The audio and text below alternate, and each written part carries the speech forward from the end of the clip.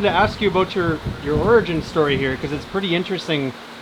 You meet a lot of people who dream about, oh, one day I'm going to move to Jamaica or somewhere tropical and that's where I'm going to live. But 99.9% of people, it just remains a dream and they never actually do it. Well, you've been doing this for 30 years now.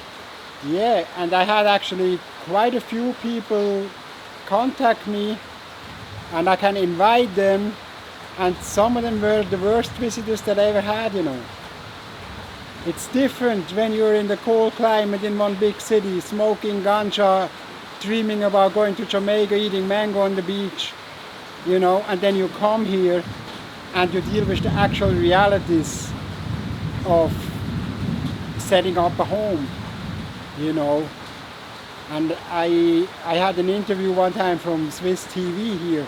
Yeah. And I told him, you know, I was in the Swiss Army, I was in the Special Forces, and everybody was kind of scared about the survival week. And what I go through here over months and years straight makes survival week look like kindergarten. I mean, some of it I don't really understand why. My brethren who helped me here a lot, he asked me a few times, Tommy, why you have to go through all of this? And my answer was like, there's no free ticket to paradise, you know? And I live here in a way that it's not possible in many places, you know? Like government kind of only comes here when I invite them, you know? And that has its good sides, and at the same time also, you know, you have to take care of yourself, you know, and you find out how much is involved, you know. Like I just remember one time when I just get started here, I was here maybe 3-4 years, and I go back to Switzerland and just taking a bath, you know, hot water, cold water, everything is there. You just go in there, you chill. I was like, I have tears in my eyes from joy, you know, because for me here, you know, I still haven't had a bath here yet. I make hot water, I make herb tea and have luxury bath, you know, but it's different when you are set up living within a community where you have electricity, you have water, you have a road outside, you know. It makes life quite a bit easier, you know. So here, you know, when I came here, I had this idea about, yeah, originally we come from nature. Nature should have everything that we need, but the reality, you know, we have forgotten a lot of how to deal with nature. Also, originally I don't come from this climate, you know, so when I first arrived here I had some skin issues. So the heat really gave me a hard time at that time. So I learned to get up early, get something done in the morning, you know, take a break when it's hot, do something again in the evening, you know. And again, I never really planned to do all of this by myself. I haven't really done it by myself. I had help from different sources at different times. You know, people from the community helped me. You know, the last 6 years I have a lot of volunteers to work away. Some contact me directly, you know, so there's help there. A couple of times I had people living here with me. So it's still a dream to, you know, and that's what I really want to work now towards. Have here kind of like an intentional community, eco-community, eco-village, however you want to call it. That's definitely the next step. And thankfully there's quite a bit of interest. People do want to join. It's probably going to be like 1 out of 10 or maybe 1 out of 100 will really manage. Like you mentioned, a lot of people have this dream, and again, if I wouldn't have had help, I wouldn't have made it. So I'm quite willing to assist people. You know, I know that's something that, you know, I have to do. It's that I find somebody who just come here and do the same thing It's an illusion. But there's a little group interested. One Canadian guy is coming regularly, and he sees here as a place where when he retires, he will spend more time here. There's a Swiss guy who is joining me. He wants to leave Switzerland, and he seems very serious. So maybe by the time you come here next time, I'm not the only one here. Yeah. If this video becomes successful, and reach where it needs to reach, maybe that makes a link or two. Yeah. So that's definitely the next step. I can take care of what I have here, I can live here, but that's not the end of the mission. It's really about spreading this idea. Jamaica, there are neighboring islands. Like in my head, I see somebody come here with a sailboat one time, and we're gonna go and visit some different islands with some trees. Yeah. There's all kind of things that's possible, Oh, yeah. What was it that brought you here in the very first place 30 years ago? I was in New York, and I married this Jamaican woman, and through her I get to know Jamaica. Through her sickness I get to know the Rasta doctor that really helped me, get settled here. So yeah, I would say it's thanks to my ex-wife, who sadly passed Sorry to hear. April 1st, Tom Fool Day. Whoa. Isn't that sarcastic, to Yeah. die on that day after she divorced me 30 years earlier? But, yeah, about 25 years earlier. Yeah, she had health issues, and part of the plan was we move here together. But then she had a little health crisis here, and then her thing was to go back to America, be exposed to the medical system, nearby hospital and all that. And my thing was, after I see what this Rasta doctor do, with her gangrene foot, and take out this old dead tissue and replace it with new thing and all that, just with herbs and good food, I had to learn more about that. Absolutely. And I came here, and yeah, I don't know how the 30 years fly by. I really have no clue. I'm here half my life now. Yeah, that's wild to think. It's really wild. Yeah. I feel more at home here than I do in Switzerland, although I was born there and my family is there. But with my looks and my liberty, there I'm like a fish out of water. Here I kind of fit in. You blend in. It's accepted. Yeah. So yeah, but that's basically the first time I met my ex-wife in 1985 in New York. She just started a new job. I planned to go to Puerto Rico, but because I met her, I said, let me go to Jamaica. And I actually go to Ocho Rios, which is nearby her birth home. She was born in Limehall, St. Anne. First time I come to Jamaica, I kind of felt this is going to be my home. Yeah, right away. I did not know how at that point. Come visit a few times, and we came here on our honeymoon with a whole group. It was about 30 people who come to our wedding in New York, end up coming to Jamaica too. It was quite an interesting time. We go to Sunsplash. It was before Sumfest, when it was still, a local event in the middle of Montego Bay. And yeah, it never stopped. I just felt the connection, and I'm glad Jamaica accepted me. I get my citizenship a few years ago, and I'm happy to say I have a home here now. It's not just a place to visit. I was talking to Mariana about this. Sometimes you choose the place you want to go, and sometimes the place chooses you. I have a funny story about that, I'm wondering if I can put that in a short thing. When I was 12 years old, 13 years old, in Switzerland, and that was the time when you're supposed to kind of think about your career and what you're gonna do, I had this idea, like, I don't see myself going for no career. what I really would love to do is work with the Creator, and at that time, I would probably call it God. I was smart enough. I don't say that to nobody because I don't want to end up in a home institution, work with God. How is that possible, But one time I mentioned to the Rasta doctor, I told him, I said, I'm so happy that I choose to come to Jamaica. And he said, no, you didn't choose, you were called.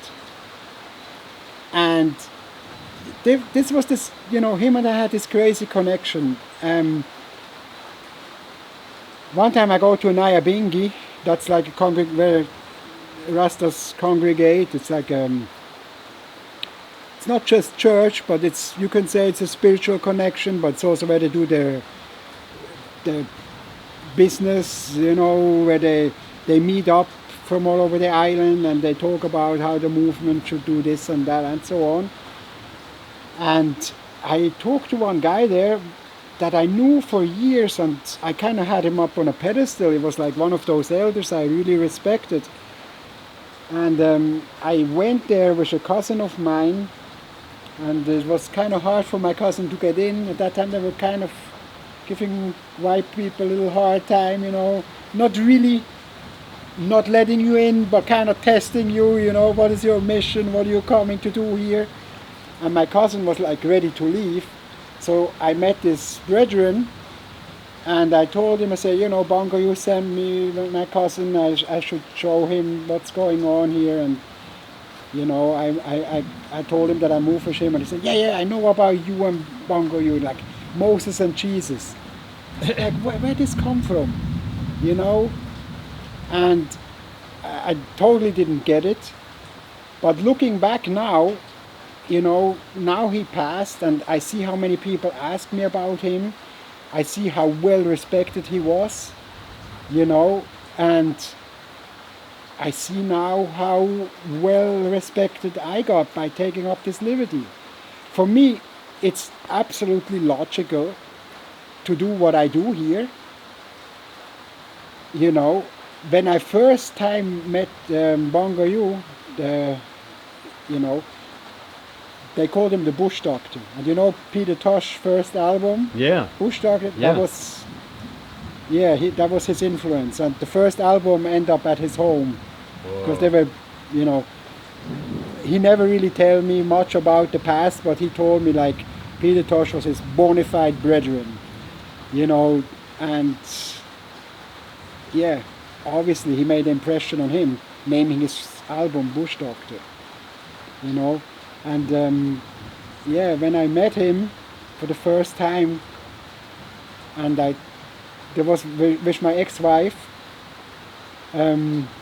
we met him because I was told about him in New York, and then we came to Negril, and we asked some people if they hear about this Bush Doctor that lives in Jamaica, and they directed us to Reading, where his office used to be, right where the highway is now. And then we go there for a consultation about my ex-wife's health, and he started to talk. It was like I'm talking to my subconscious. It was really amazing, and I knew that I have to see him again. That didn't happen for another 3 years, till my ex-wife had this crisis with her foot, and then we ended up in his care for 1 year straight. And that's where I really get to know him, and I really made up my mind. This is what I have to do, For me, this is not about religion, this is not about culture. It's about the liberty. I'm honored to be part of this movement. It's kind of strange because two well-respected elders really confirmed that what I do here should be done. The other one was Mortimer Plano. I met him when he was on his deathbed, and I rumble on about what I'm trying to do here, and tell him about the fruits and the plant and all the life. And at the end, all he was saying is like, yes, Rastafari mission must fulfill. So me having this unofficial mandate to do what I do here feels great, because believe you me, I'm not really part of a big group or anything. I'm doing this, a lot of it myself. I have a lot of people who admire what I do. I have a few people who come help me. But 30 years ago I felt like I was ahead of the time, and I still feel I'm ahead of the time. So what the hell? I don't know. Explain that to me. Why is that? I don't know. Yeah, that's the place choosing you for sure. That's the feeling. Yeah, it absolutely feels that way. Tell me about not knowing anything about farming, and now you're this botanical expert. I mean, what was that process like? I still think there's a lot of Jamaican farmers that are much better farmers than me, you know. But my claim to fame here is to have 100, 150, you know, around that kind of amount, exotic fruit trees growing here. You know, nature teach you, and, you know, in a way it's good. I came here unprepared with no money. So I didn't have a lot of means to acquire things and destroy the place, you know. Even now, just this year with this Beryl hurricane, you know, I haven't really done no cleaning up yet. I let nature kind of do it, and in the dry time I will go through and clean up and, you know, replant some stuff. And, you know, of course I have a little space here at place where things were blown down, so I can plant some other, maybe more valuable trees there. And yeah, it's not like building something and you have it. Farming is a continuous thing. It keeps on changing. You know, one big tree blows down, there are things hatching up. And now I'm in the position, you know, 30 years ago, no, not 30, 25 years ago when I started with the exotic fruits, it was all about, you know, eat the fruit, plant the seed. Now I'm chopping down stuff that people will give a lot of money for, but I have to chop it down because it's too much. You know, not every tree does that, but I have quite a few trees here. The seeds drop and it grows again. So the santal is one of them, peanut butter fruit is like that. Even star fruit, I find some, Inca peanut, ice cream bean. Those are hardy trees. They multiply themselves. Yeah. You know. Tell me about the Fruitify the islands, because it's called Rastafari Herbal Garden here, but now you have Fruitify the islands, which is sort of your even bigger mission than just the property. Yeah, that's where I think that's a great opportunity for people to link with me, because it's a registered NGO, you know, so we can work together legally. I plan to lease 2-3 acres of my land to Fruitify. The house that you see under construction, that's going to be kind of the headquarter of that. The nursery around it is going to be part of that. So people can join me there, and that's a legal way to get a connection to Jamaica.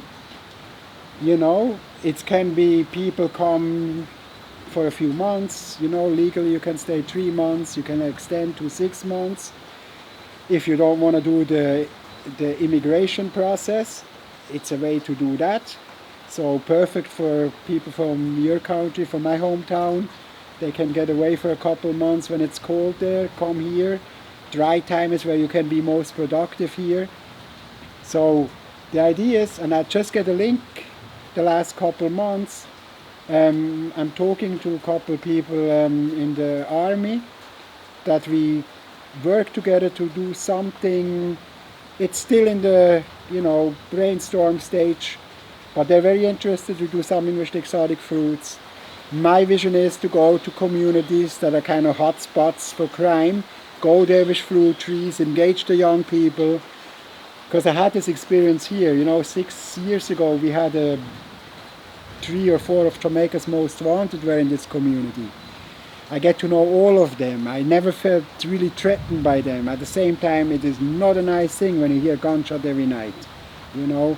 And they were killing each other. There was a gang warfare going on, you know. But even with them, one of the reasons why I get their respect was because I have those exotic fruits, and they know me because of that. You know, I also told them, I said, look, if you guys are hungry, just go reap what you need, you know. because I know when people are hungry, they become dangerous. And they were kind of isolated from the community. The police, army had an eye on them, so they had a little hideaway nearby me. You know, they took my farm as an escape route. And I had a good link with them. Like I said, my biggest threat was getting caught up between them and the army or them and the police. I never felt threatened by none of them. You know, thank God it kind of ended. Didn't end good. Most of them got killed, you know. But that's, you know, how in Jamaica criminals are dealt with, you know. It's rough. Yeah, know? It's a harsh life. Harsh reality, but would I do something different? If I'm a policeman, I endanger my life, and then you bring him to court, and then the judges let them free again because some big money, you know. I'm not saying everything is corrupt in Jamaica, not more than the rest of the world, let's say it that way. You know, I really get an eye-opener. I think in our places, corruption is just more institutionalized. Here it's just a little bit more blunt, you know. And it's sad, but that's part of the world. And, you know, I was told by the Swiss embassy, by the police, by people in the community, all of them tell me the same thing when I ask them how to deal with the situation. And they told me, treat everybody nice. When they're hungry, you feed them. They want a little money, you give them. You know, tell them not to linger here, as not to endanger your life, you know, but treat them with respect. And that served me well, you know. Now, about the property itself here, how did you come about originally finding this place? Because it's such an oasis, it's still relatively close to Montego Bay, but it feels like we're really, like you said, in your own world here. Yeah. Even walking the path here, which takes about 8 minutes, it's like going through a portal of different plants and... I call that road 10 minutes to insanity. When you come from the other way, it's 10 minutes to sanity. Okay. It gives me the distance, you know. Nobody really comes here unless they really have a purpose to come here, you know. So it gives me that little distance that I need to, you know, even you know, when I come here, smartphone wasn't not even close to being invented. And it was really helpful that I spent time here, me, nature, and that's it. You know, because I notice, you know, smartphone is a big distraction. There's always something you can do there to kill time. When I come here, I had to learn the realities of the life here, you know. But Jamaica, you know, Jamaica is a small island, but I actually think it's a small continent. It is such different climates, you know. Sometimes I look at the weather forecast and it says, you know, the whole island have rain. I'm up here in the sunshine. Sometimes the opposite, the whole island dry, rain and sunshine. I'm up here in the rain.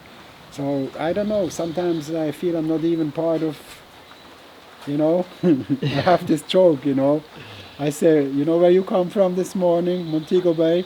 Yeah. I call down there Jamaica. Yeah. Because it's not Jamaica again. It's so sanitized. Everybody is like exposed to American English culture. Up here, I still feel I'm closer to Africa than America. You know, the people, and you know, I live here 30 years now, and I can tell you, those people don't really get a lot of help from the government. They don't live because they live despite to the government, you know. And I think that's just fine. That's what makes me be able to live here how I live. There's no way I could live like this in Switzerland. You know, in Switzerland you have a farm. Government will tell you how you have to treat your garden. They will tell you this is too bushy, this doesn't fit into the into the community picture, you know, and you need to cut grass, you need to prune this, and the trees are too high. And here I can do nature, and I do whatever we need to do to survive. And I'm really, really thankful for that, you know. And was it through your friend and mentor, the bush doctor, that helped you find this place originally?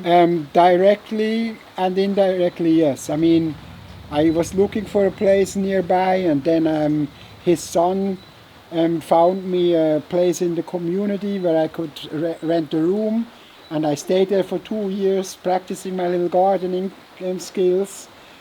And then, I don't know if I want to put this one on camera, but I'm gonna tell you, you have to just consider. Okay. It's not really a funny story, you know. I told you I had some health issues when I came here. And some of the medicines that the Rasta doctor gave me were really colorful, you know. Like I had some skin issues and had some mosquito bites break out on me. And the medicine he gave me was something with charcoal in it. So I had these spots all over my body that I had to put on this dressing. And you know, that was in the late 80s, early 90s actually. So the rumor was that I have AIDS. And somebody actually showed me this land because they thought I have AIDS. So they thought I'm gonna buy the land and we do something here for a few years and then I die and they can take over. But that didn't happen. Rumors fly in Jamaica, let me tell you. I've heard some crazy stuff about myself too.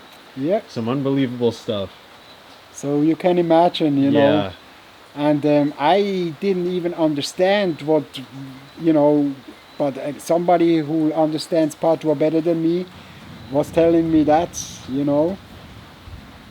So I still get along with the guy who showed me the land, you know.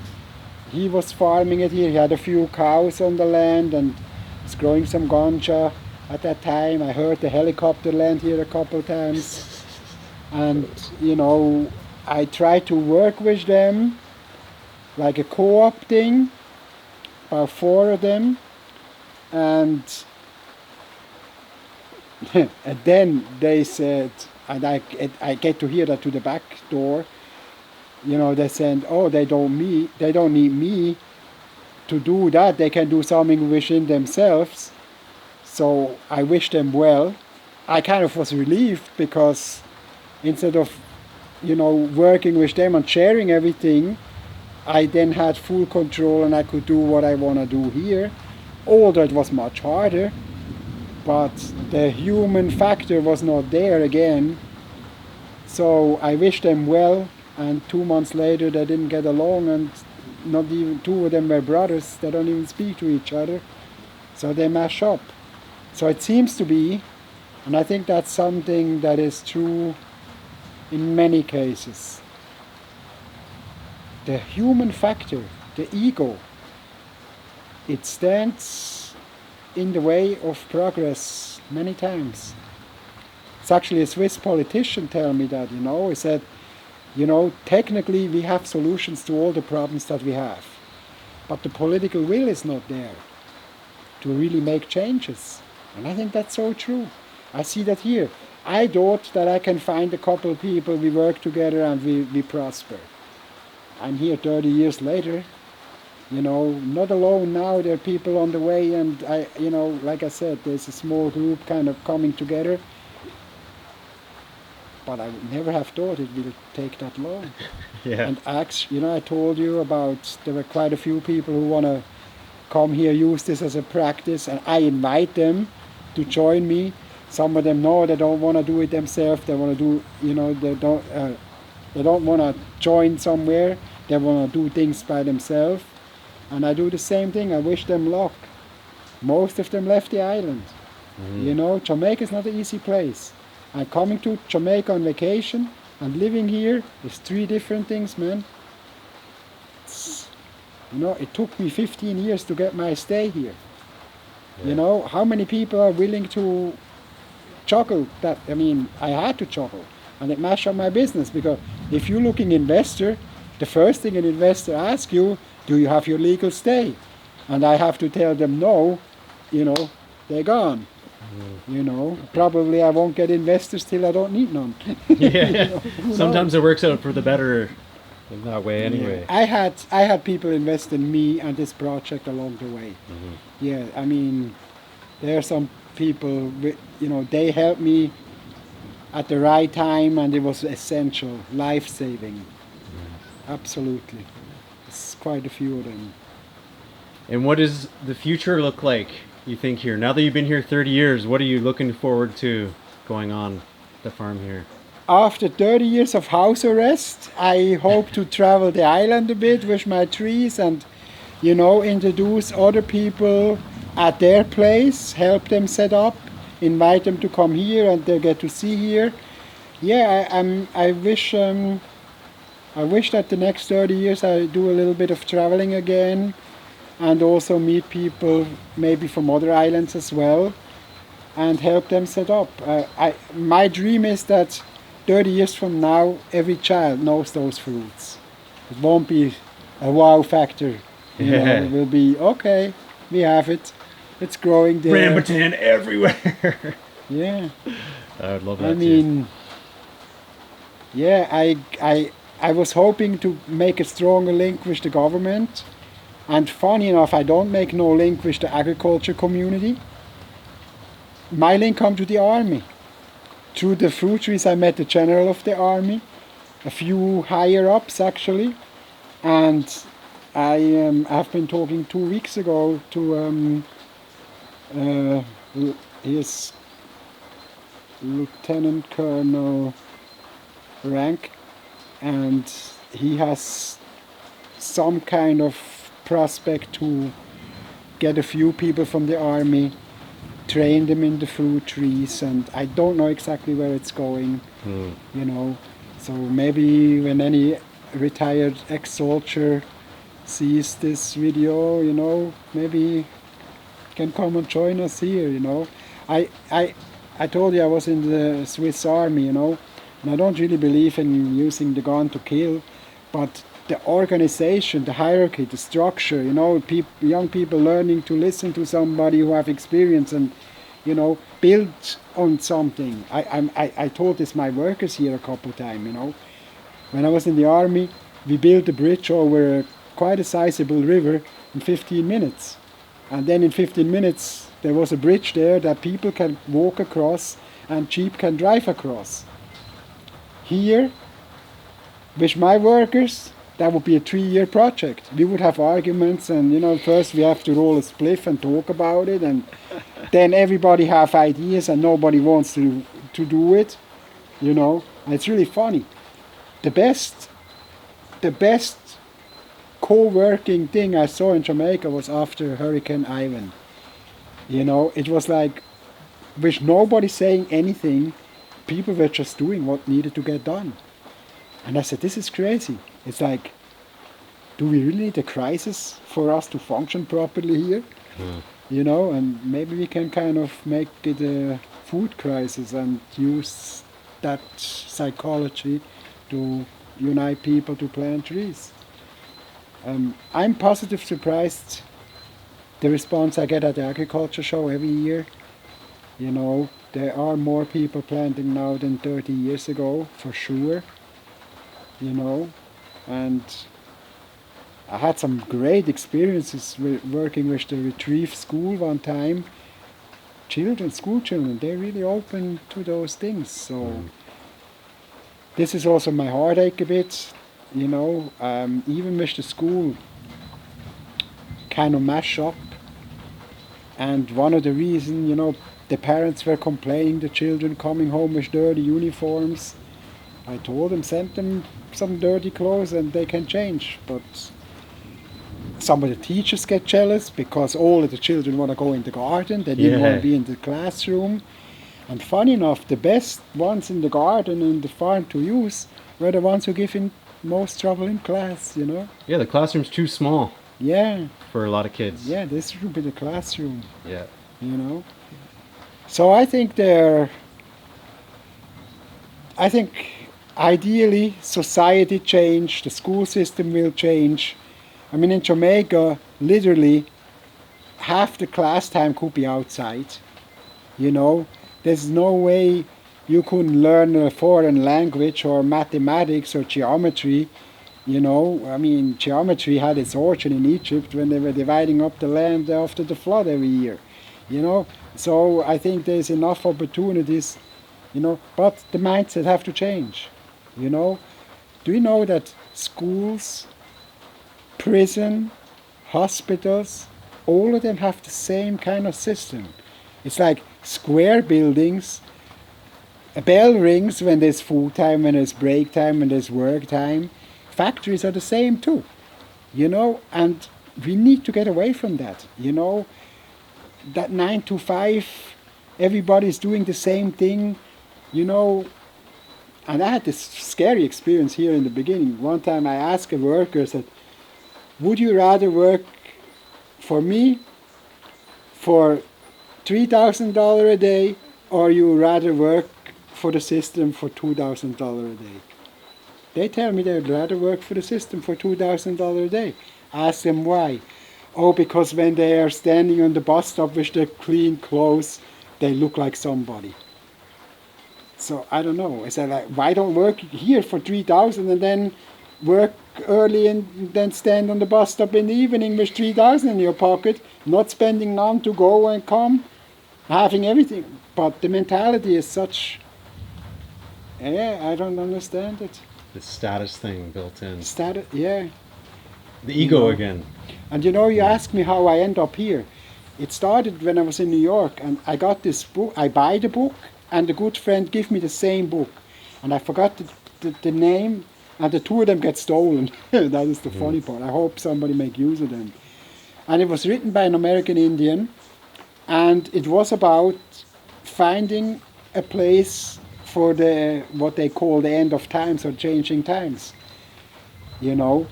and making that connection, find a community where you're comfortable, similar to what you said about you and Indonesia, like the people know you, you come back, you're not a stranger, that's what's important, and that's what helped me here, that connection with the Rasta doctor, that helped.